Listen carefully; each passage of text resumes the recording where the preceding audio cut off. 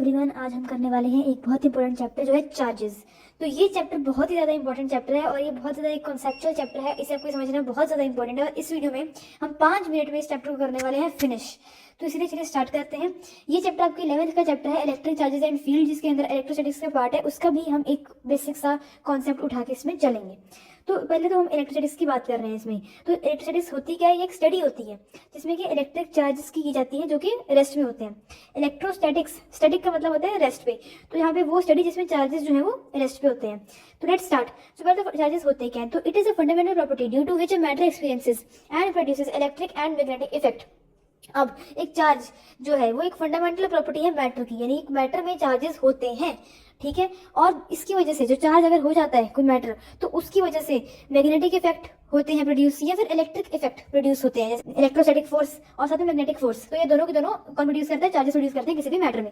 अब बात करते हैं एसआई यूनिट ऑफ चार्ज। तो ऐसे यूनिट ऑफ चार्ज कूलम होता है। सीजीएस यूनिट जो होता है वो स्टैट कूलम होता है। वैसे देख सकते हो आप, स्टैट कूलम जो होता है वो सीजीएस यूनिट होता है। और जो स्मॉलेस्ट यूनिट ऑफ चार्ज है वो क्या होता है? सीजीएस यूनिट का स्टैट कूलम भी होता है। अब जो एक कूलम होता है, ये एक्स्ट्रा नॉलेज है थोड़ी सी आपके लिए, आप लिख सकते हो उसके नोट्स में। ये जो एक कूलम है वो 3 × 10⁹ स्टैट कूलम होता है, ठीक है। क्या होता है? एक कूलम 3 × 10⁹ स्टैट कूलम। अब टाइप्स ऑफ चार्जेस, दो तरह के चार्जेस होते हैं। लोग इसको यूजुअली उसके साथ न्यूट्रॉन्स का कंफ्यूज कर लेते हैं, बट नहीं, दो ही तरह के चार्जेस होते हैं, positive and negative. Example for positive is protons and for negative is electron. अब जो प्रोटॉन्स होते हैं, इट्स नॉट इंपॉर्टेंट, बट अगर याद करना चाहते हो तो प्लीज कर लो।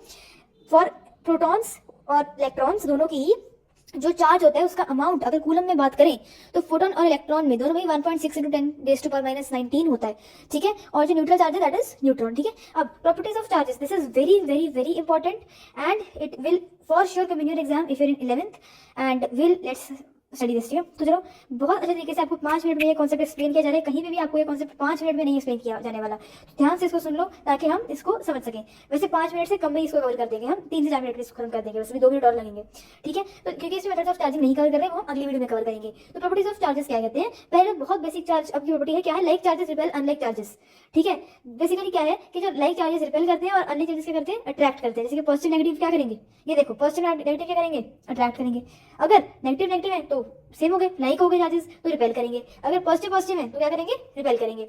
अच्छा, अब दूसरा पॉइंट है चार्जेस कैन बी एडेड। अगर दोनों की ही जो है Q, charges represented by Q, तो अगर दोनों की ही जो आपकी यूनिट्स कह दो कूलम में है तो आप उनको ऐड कर सकते हो, ठीक है। अब अगर हाफ कोर्स अगर यूनिट्स डिफरेंट है तो आप ऐड नहीं कर सकते, आपको यूनिट्स चेंज करनी पड़ेंगी। तो formula is 1 coulomb equals to 3 × 10⁻⁹ stat coulomb. ये आप लगा के आप उसको चेंज कर सकते हो, कूलम को स्टैट कूलम में, स्टैट कूलम को कूलम में। अब थर्ड जो है आपकी प्रॉपर्टी वो है charges can neither be created and nor be destroyed, ठीक है। यानी कि charges can only be transferred.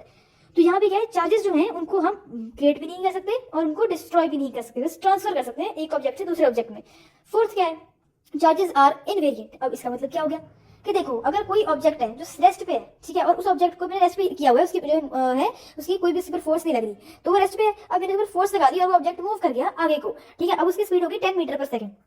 अब मैंने और एक्सेलरेशन कर दी और अब मैंने क्या कर दिया? उसकी स्पीड कर दी 200 मीटर पर सेकंड।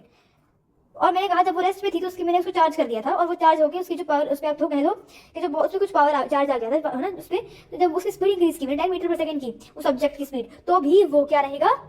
उसका चार्ज चेंज नहीं होगा, चार्ज स्पीड जो है इसके साथ चेंज नहीं होता, ठीक है। इसका क्या है कि mass can exist without charges but charges can not exist without mass. बिल्कुल सही बात है।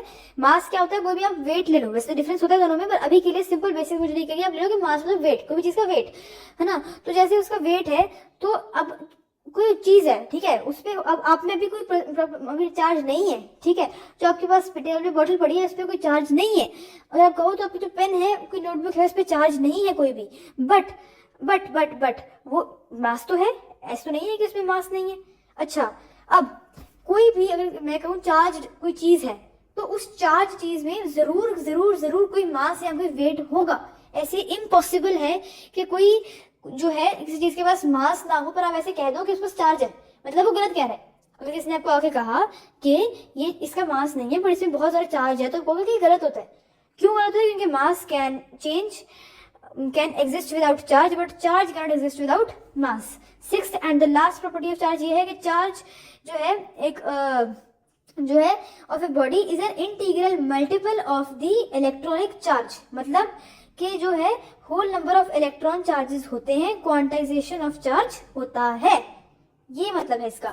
अब एक बहुत इंपॉर्टेंट क्वेश्चन लोगों में बहुत एक ये बना ही रहता है, +1 में हो जाते हैं, +2 में हो जाते हैं, ये चीज समझ ही नहीं लगती कि why can't protons be transfer. तो प्रोटॉन्स इसलिए ट्रांसफर नहीं हो सकते क्योंकि ये हम यहाँ समझेंगे, ये एक स्ट्रक्चर ऑफ एटम है, ठीक है, बहुत बेसिक सा है। इसमें क्या है, इन्हें सबसे अंदर न्यूक्लियस में क्या डाला हुआ है इन्होंने, प्रोटॉन, न्यूक्लियस में प्रोटॉन है, और बाहर बाहर क्या है आपके इलेक्ट्रॉन्स है।